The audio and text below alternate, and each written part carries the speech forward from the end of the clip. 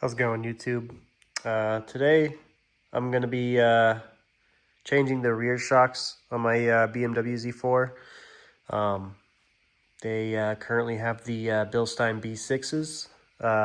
They started having issues with blowing uh, hydraulic fluid prematurely, kind of like pretty quickly within a few months of installing them.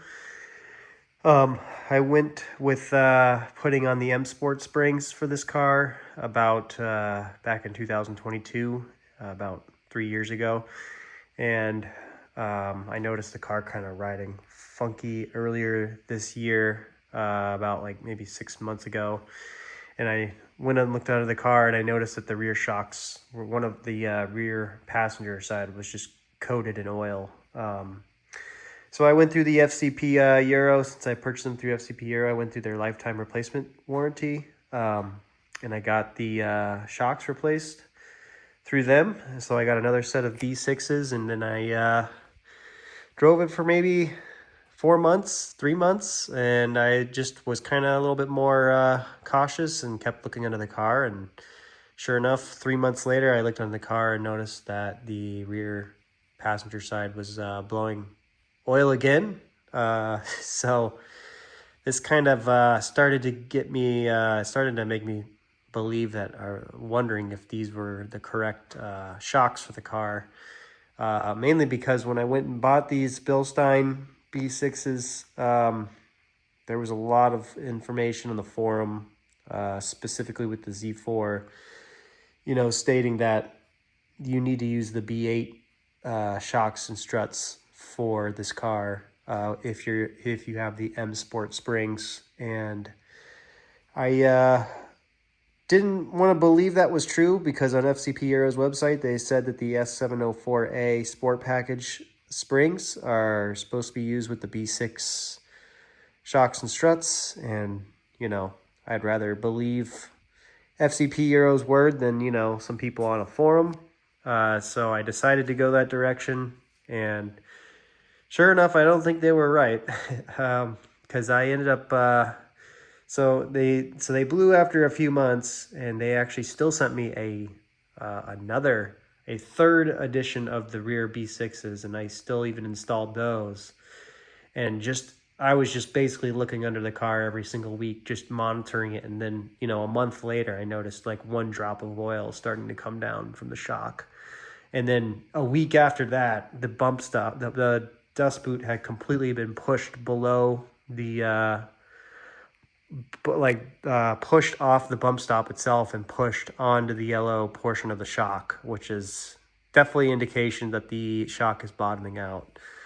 So I called Bilstein of North America just to see their opinions on this and kind of say, is this the correct setup for this car? And sure enough, they they told me over the phone that I should be using the B8's, and that the B6's are, the reason that they're failing prematurely is because they're bottoming out, and I should be using the B8's. So I kind of told them to tell FCP Euro to change their website, and I even told FCP Euro, I talked to them and said that, you guys have it marked as the wrong setup for the car. And I even left some reviews to kind of like indicate if anyone buys them in the future on their website, these aren't the correct ones, but they still haven't gone to changing it on their catalog.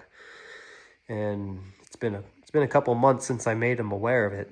And it's, right now it's October 2025. So I'm curious to know how well that'll age, if that'll change ever or not, but we'll see. So in this video, I'm going to be going over how to change the rear shocks on this car. I'm going to give you a step-by-step of how you go into the trunk, how you take out the convertible top lid that holds the convertible top when it retracts. There's some removal you got to do inside to get there, just so that you can get to the top of where the shock mounts are located. It's a pretty simple job. It's way easier than doing the struts. As you saw in my last video, I did the struts on this car, and that's a lot more involved and more dangerous. So the rear shocks are much easier to do. So I replaced all these springs, 3 years ago because of the fact that the rear spring had cracked. One of my rear springs had cracked, so I replaced it with the S704A M Sport springs. So yeah, let's get into it. All right, after you get the car up in the air, you're going to have to put the car on jack stands in the back, and the two corners in the back there. There's a central jacking point under the car. You have to take this plate.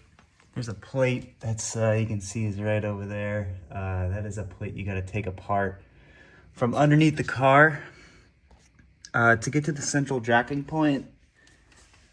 The central jacking point is this metal bar that's right here. It's covered up by that metal plate, but it's a pretty large piece of the subframe that goes underneath the differential. That's your central jacking point for underneath the car. So kind of the way I get this metal plate off is I lift up one corner in the back here, and then just crawl underneath and take all the 8mm bolts off. There's, I think, like, 8 or 10 bolts that hold that metal plate on. And then I take it out, and then you might need to keep a jack in the corner to kind of keep the car lifted a little bit, because a single jack from the rear central point to get under there and get all the way in there and to touch it, it's you kind of need the car up in the air a little bit to do it. Sometimes you can stick a low profile jack in there and get to it at least a little bit and lift up the car. And I was able to at least get on half of that, and I lifted it up high enough where, like, the suspension, sometimes when you lift the car up and you bring it down, it kind of stays lifted up until the car starts moving. So I was able to kind of capitalize on that and then slide the jack further in, because it's these bolts here are what causes a restriction of getting your low profile jack underneath here. This is just specific to the Z4 for the fact that the Z4 is pretty low to the ground. But yeah, once you lift it up, then you can put, your two jack stands in the corners here where they got the pads. So then you get the wheels off. And then the first step of getting into these rear shocks is, so I already kind of took the tray off, but for the Z4 in specific, there's a tray under here. It's a plastic tray right here. It's underneath here to collect the top when the top comes down. And the way you go about taking this tray off is, so you got this little plastic piece here, and there's an additional one here that's on the other side. You have to lift up these, it's like a little turning wheel here. It's gonna kind of be like this, and then when you lift it up, this thing will the whole entire thing will straighten out here, and the same on this side as well. And the what holds on to the top, or this shelf, are these little grabbers here. There's a grabber here, grabber here, grabber there, and there's just these you can see these like metal poles and this metal rod type thing going across. It like hooks onto this. So the way to go about it is you kind of have to like grab behind this little flap here. You see how it can like bend at least halfway? You have to kind of pull it away. It'll be up, and you want to just pull it this way so that it comes off. And if you can also try pushing up the tray upward at the exact same time, it'll help dislodge the connection there, and do the same thing with this side. The only thing is once you do that, there's this little piece here that's this little nub, this little plastic nub. It goes inside of this little track here, and you can see there's like a little piece of metal there at the bottom sticking out. It's right here. This is like a little micro switch, and this little nub presses on that micro switch to tell the car that you can lower the top down. They give you kind of this little lifter it's to help with if you need more trunk storage. You can lift them up to give yourself more space in the trunk. And when you lift it up, you know, this little nub goes upward and doesn't hit this, you know, micro switch anymore. So when you're not pressing this micro switch, the top cannot come down and the light will light up, you know, orange. But one thing that I didn't realize when I went to go take this apart like years ago, I just didn't really know, you know, the mechanism behind the whole thing.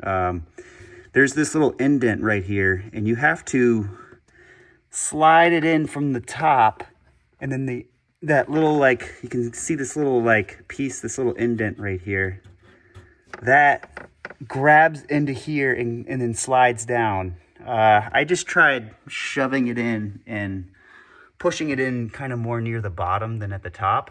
And I ended up damaging that micro switch because I was actually putting it in at the bottom, and I was just putting all this lateral stress on the micro switch. So when you're pulling this thing in and out, you have to always be at the top. So always have it up here and pull it out. And if you're going to put it back in, you put it back in at the top and then slide down. And so when you're pulling it out, you slide it up and then pull it out. Because it's going to grab onto this. And if you're trying to pull it out, it's going to get stuck if you're not all the way up. So once you do that, you get this little plastic piece down here and you separate it. Then to get this piece and this piece out, you have to take a couple of, or 2 to 3 bolts apart. One of them is a T30 bolt that'll be like right here. You'll see a T30 bolt just right there. So remove that. And then there's also going to be a 10 millimeter bolt that's going to be right where my finger is, right here. And you have to take that out. And some cars, I mean, my car, it's split in half. So once you take those 2 bolts out, there is going to be this plastic. There's going to be like a plastic push pin. This thing right here. It's like a little plastic push pin that goes in, actually right here, and it's all the way up here. You have to pull it out by getting like a flat head, because this little pin will be pressed all the way down. So you got to get some sort of pry tool to get underneath this and lift it up, and then you can pry this whole thing out of this hole here. So I only have one on the left side, but by my right side, that one never was there when I went to remove it. You really don't need to put them back in. They really are not, I don't know, they're not providing an extra source of keeping it down. I just kept this one just because I had it, and I just remember to know how to take it out. And I actually don't even press. I just press it in, and I don't even press this all the way down, just so I can just get my fingers underneath it and pull it out. It's a lot easier. So then once you take these little plastic brackets off, you're just gonna have to kind of snake it around. You want to pull it out this way, and then you just want to try and really wiggle it out, because there's this little metal plate, that this little formation of that plastic is stuck underneath. So you have to really kind of, you have to really kind of wiggle it free. And so there's like a little, you can see like there's this little ball or whatever it is, it's underneath this metal plate, and it's really what gets this thing stuck with trying to get it out. There you go. So once you remove it, right here is the top. You're gonna, well, it might look like this, where it's this little like foam insulator will be around it. This side, I actually think I got under here and it was just completely cut off, or I can't remember if I ripped it off. But it's gonna look like there's this little foam insulator that you gotta move out of the way. And underneath, you're gonna find the top of your shocks. So over here is a better view of it, but basically the way you get out this top of the shock is you just take this nut off and this nut off, and the shock will just drop right down with the car off the ground. But the only way it won't drop down to the ground, but you first got to take a bolt that's underneath the car. See right there, there's a bolt right there in that yellow little coupling there. That bolt has to come out. I think it's an 18. Once you take that out, one thing you should do is, so you'll want to take that bolt out first, before you take the nuts up the top there, so it just doesn't fall on you.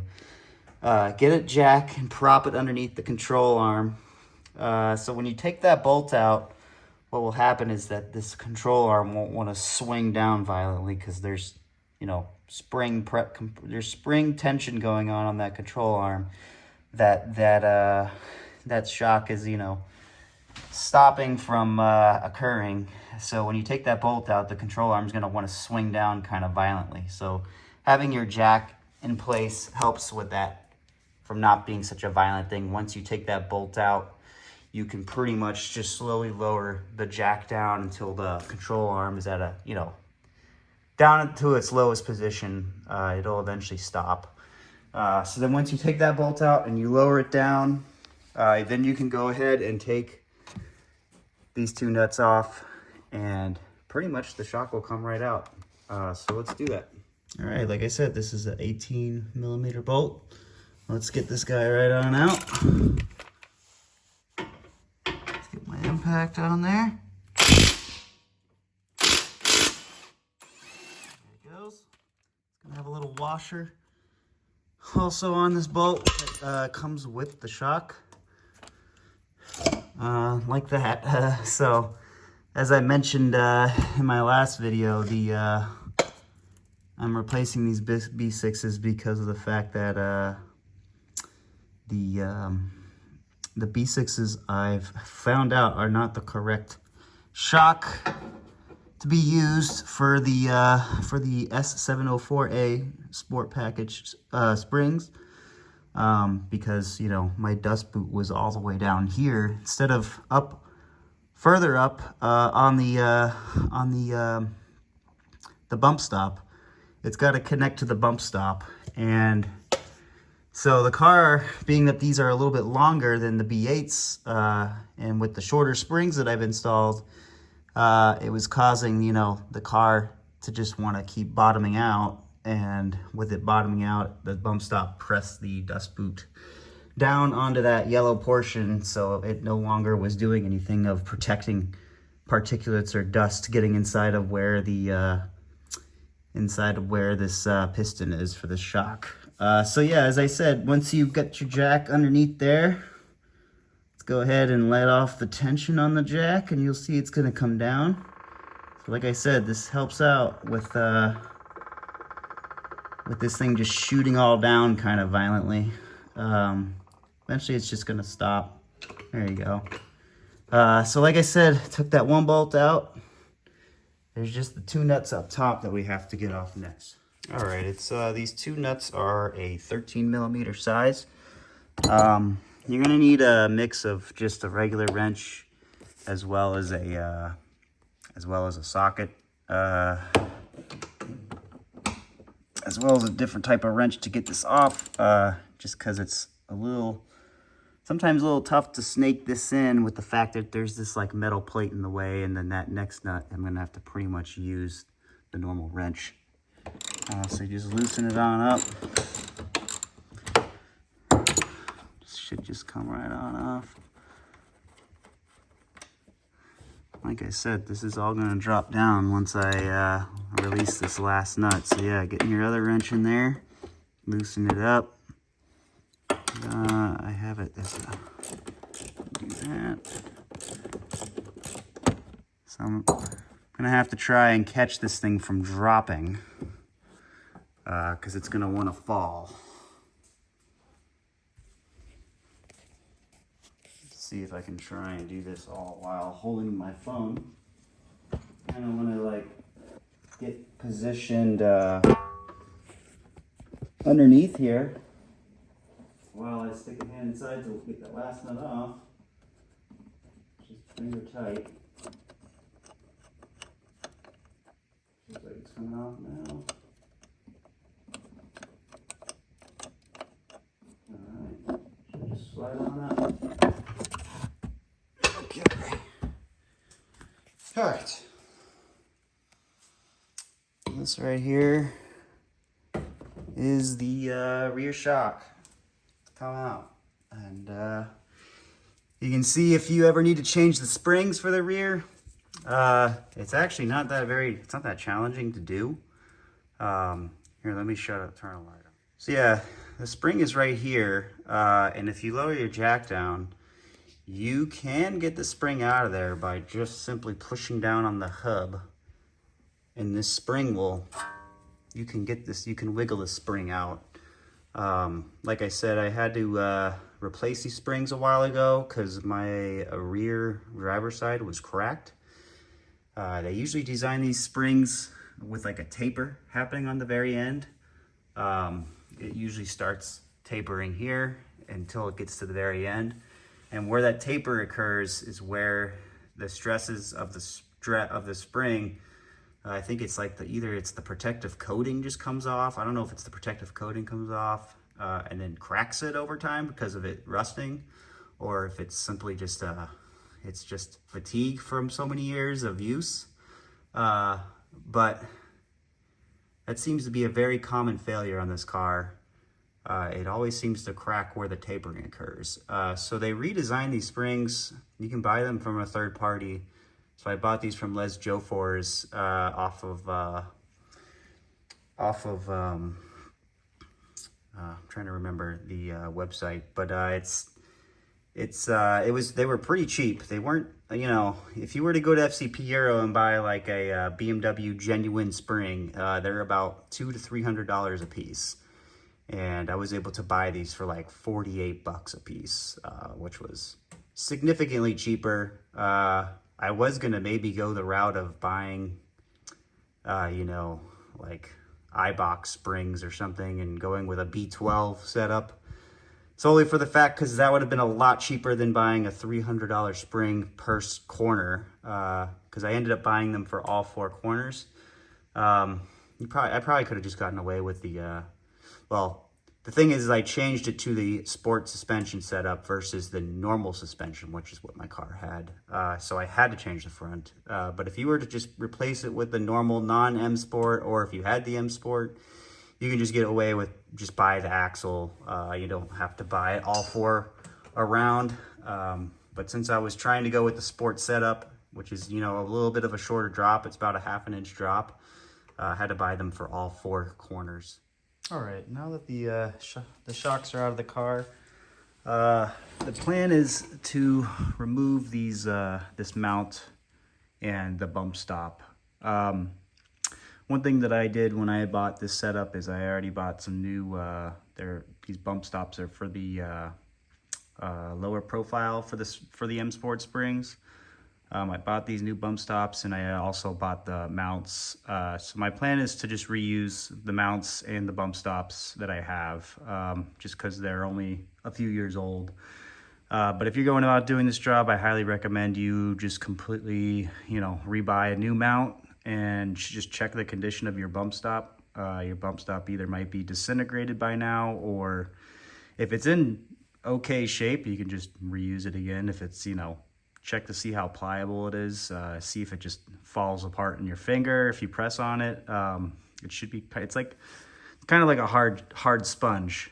So it should be able to not break in your hand by squeezing it, because it's an important function of your car to stop the car from bottoming out if, say, your springs were to ever fail while you're driving or something like that.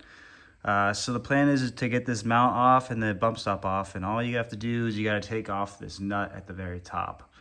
The way you go about taking it off is you got to grab onto the very edge of this of the piston of this shock with some pliers, and then you get an open-ended wrench and grab onto that nut and try to hold that piston from spinning as much as you can.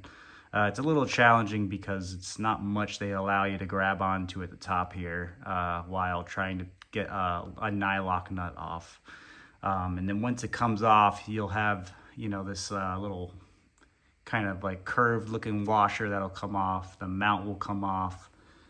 And there might be one, I think there's like one washer that's like in between this bottom plate and the mount. So you'll have that, and then you'll have this bottom mount that comes off, and then it's the bump stop that comes off.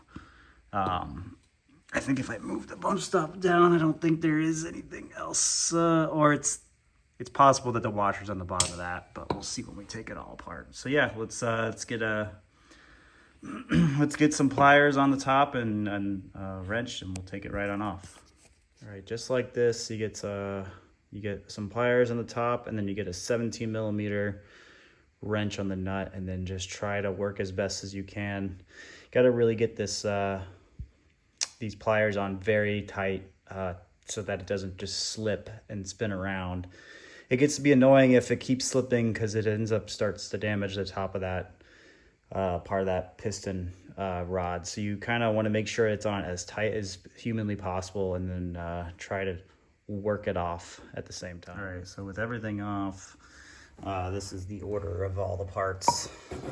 It's the nut comes off, the little gold washer comes off, the mount comes off, and then this bottom plate comes off, and then it's the this little washer here, and then the bump stop. And in your case, the bump stop would be connected to the dust boot, but mine wasn't, since it was bottoming out the entire time. So that's the order of what comes off and how you put these back onto a new set of shocks in that exact order. So it'll be washer, this little plate facing down, then it's the mount that goes on top, and then it's this gold washer on top of there, and then it's the nut on top of there. So yeah, like this on top of here. And there's also a gasket that comes on this mount. Just make sure that you have that gasket come with your mounts, or that they're still there. This just helps so that it's got a nice soft dampener between the metal part of the shock tower, this shock turret, whatever they call it, and the mount, so it's not making any sort of loud noises. But yeah, so let's get the new shocks and just reassemble. All right, so this is the new shock here. I just got them. It's the Bilstein B8’s. Like I mentioned, I was switching over from the B6’s to the B8’s because they're a little shorter and will stop my car from bottoming out and causing them to blow prematurely. So like I said, here's all the parts here on the ground. So we'll go about reassembly here. They come with the little nuts on top already connected. So you just take that off. Slide on this washer here. And then you slide on, well actually before we even slide that stuff on, we got to put the bump stop on and the dust boot. So, let's just lift this up. See if we can get this to go on while I hold my phone. Let's see, it doesn't seem to want to go on. Find the opening, there it is. All right, so that goes on first. Then we get our washer. That goes on first. And then we get our little plate.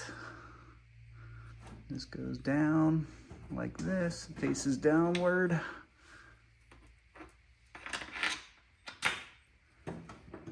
Like that. And then you put the mount on, just like that.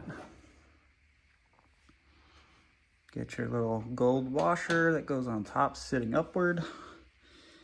And that's it. And then you just take the nut.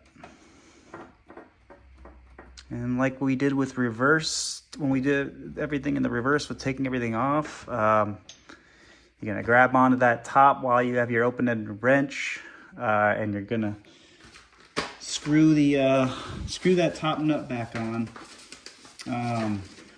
One thing that's a little challenging is figuring out I think they say on this paperwork the torque for that, that top nut is 16 foot-pounds, but there's absolutely no way of being able to get a torque wrench on there unless you had like a crow's foot for, if you had like a crow's foot type of attachment for your torque wrench, which I don't have, so it's pretty much just tighten it down until it feels tight. So yeah, that's the torque spec for that. So once I do that, I'll show you how to get it back in the car, and then I'll show you about how we go about tightening the bottom bolt, because it even comes, as you can see, that comes with a new washer for that bottom bolt that goes on the bottom. And I'll show you how to torque that bolt down, what the torque spec is, and the two nuts that go up top, and I'll tell you how much that torque is. All right. Like I said, just try and grab onto that top portion with those pliers and torque down that nut as much as you can until it feels like it's, just don't want to start damaging the top of that little piece there. It'll feel pretty tight. All right, so with everything reassembled, this is your bump stop, and it is attached to the dust boot, so make sure that the dust boot is connected to the bump stop. They just like press into one another so that they're connected. And then you got to go about starting to slot this back into the car. So pretty much you're going to go back underneath, lift it back up, lift it up through that opening there, and you're going to try and use, one arm on one side to feed it through while the other arm is using a nut to try and feel for the those little studs right there. So then you can screw right in, and the nuts will at least hold the shock from falling down. And also, I didn't even explain what this was. This is a reinforcement plate. I bought it. It's meant for an E86, but they do make reinforcement plates for Z4s in specific, and I think the Z4s are a little smaller than this. Like this, the thickness here is a little smaller on like a Z4 specific style. Because the only issue that you have is there's this little, like where that Torx bolt that holds that plastic piece that goes here, like there's a mount there that's like welded to the top of the strut, the shock tower. And it kind of just, it gets in the way a little bit. You can see it like sits like on top of it. And it's not like a perfectly flush against the strut tower. I could just, you probably could take some material away of the reinforcement plate to, get it to fit in there. But I don't have any sort of like grinding tools to or filing tools to file this piece of plate down so that it fits perfectly in. I've used it for a few years, and it's, hasn't caused any sort of damage or anything to, this little mounting bracket. So I've just kept it like this, and I've just laid it on top. It'll look kind of funky because when you tighten the nuts down, it's like, there's a little gap that's going to form here, and it's, doesn't look professional, but it's worked out for me, and, you won't have any issues with it, just tightening it down to, the specified torque with those nuts. There aren't going to be any sort of like, unwarranted sounds that come from it. But yeah, so when you go in and feed it, and make sure that that gasket is also on there too, and didn't come off. But yeah, let's feed it through and then hook up the nuts, and I'll bring you back when I get it all connected. All right, I got everything back and installed. I got the nuts started, so it's holding at least the shock in place. So what you just want to do is tighten these nuts down until they're just finger tight. There's no need to go and torque them down just yet. You just want them finger tight, so that when you go to put the bolt on, below the car, it just goes in nice and smoothly. Because when we want to torque these nuts down, we want to wait until the car is completely on the ground with its full weight on the, you want the full weight of the car pressing down on the wheels before we go about, you know, torquing these nuts down to final torque specification. And it's even the same with the bolt underneath. You kind of have to wait until the car is down. It gets to be a little tough when you put a wheel on down there and the car is on the ground, because that bolt down there is kind of hard to get to. But I have a torque wrench that can, you know, get down there enough. So with that, you know, finger tight, here's your shock. And here's where your bolt is going to connect to, and here's the washer. So we'll take that washer out. That's the washer. It's going to go on like that, you know, and the bolt's going to come in from the back like that. And you can see right here is where it's going to be connecting. So you can see they're nowhere near one another. So this is now where you get your jack. I had my green jack pressed up on the control arm under here. You're going to lift up until this portion is in line with this shock.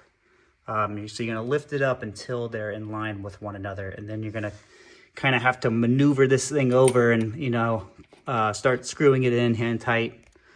Get it to at least, you know, finger tight once it's up there. And then you can release the jack at that point once it's connected. And then once we do that, then you can throw the wheel back on, and you can put the car back on the ground, and then we'll do the final torque specification at that point. All right, like I said, jack under the control arm, jack up the control arm, get it so that it's in line with the with that bolt and the where it connects to the control arm. And then you're gonna want to tighten this down. So I'm going to use the impact just to do this a little easier and quicker. But I'm just going to use the, it's just the, my Milwaukee just does like a hand tight function. It's not going to torque this bolt down at all, but just to help it get on there. So tighten it down. So bottom's in. And it still needs more tightening.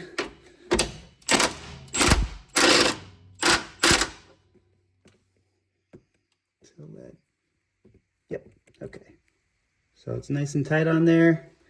So I can release this jack now. And this shock is now connected.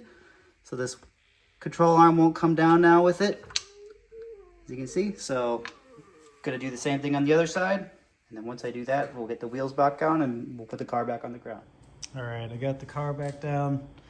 I've tightened the lug bolts back on the wheels. I usually just tighten them at 95 foot-pounds. So now with everything back on the floor, we're ready to go to start tightening down these two nuts and the bolts underneath. You should be able to get to the bolts underneath from here.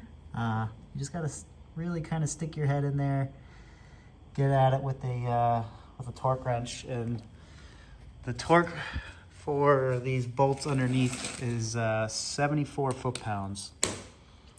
And the torque for the nuts up top are 17 foot-pounds. So let's get my torque wrench ready to tighten these ones on the bottom. All right, to get to this bolt, you need an 18mm socket. This is with the car now on the ground. What's easy is to get a 12-point socket that's 18mm, so that you have a lot of room to tighten this down. It's going to be a little annoying because the torque wrench is just doesn't have enough room under here. You're going to have to kind of be finicky with it. You have to keep taking it off and clicking it once so that you have the throw.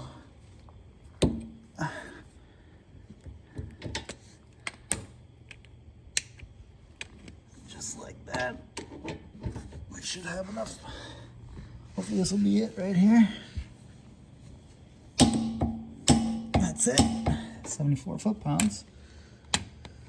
And then you do the same thing on the other side. All right. with those bottom bolts tightened down. Now tighten these nuts down to 17 foot-pounds. Just get your torque wrench on. A 1/4 inch drive what that measures in inch pounds seems to really fit. You can even fit this underneath this little part under here. You really have to kind of like pry it in and angle it, and eventually you can get it on top of the nut like that, and then just 17 foot-pounds, and then it's just challenging to get it all out, just like that. Same thing on this side.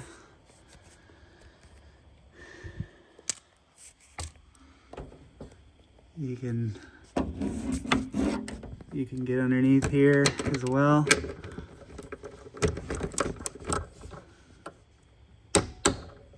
Just like that.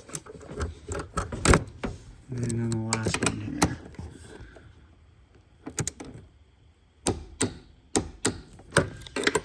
Let's make sure that this one is it's fine after that one got torqued.